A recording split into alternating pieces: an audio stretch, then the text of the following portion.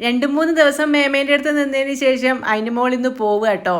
അപ്പം നല്ല രസമായിരുന്നു ഇത്രയും ദിവസം ഉണ്ടായ സമയത്ത്. ഇനിയിപ്പോൾ ഇന്ന് പോന്നേരുള്ള ഒരു അവസ്ഥയാട്ടോ ഇത്.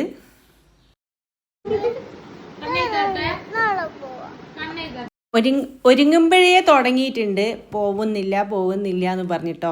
അതുവരെ വലിയ കുഴപ്പമില്ല. ഞാൻ അംഗനവാടിയിൽ ഇന്ന് പോണോ? എന്നാ പോണ്ടേ? മറ്റന്നാൾ.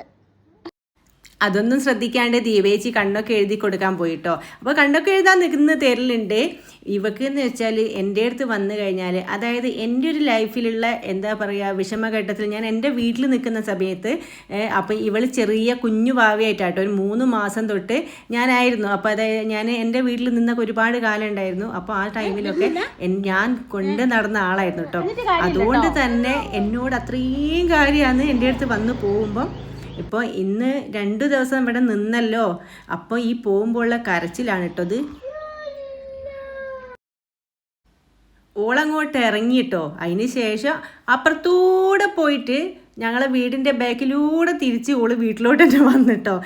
ഇതാണ് സംഭവിച്ചത്. ഞാളിങ്ങനെ റോഡ് ചുറ്റിയിട്ട് ഓളെ അപ്പുറത്തൂടെ വന്നിട്ട് വീട്ടിൽ വന്നിട്ട് ഒളിച്ച് നോക്കി നിൽക്കുക കേട്ടോ.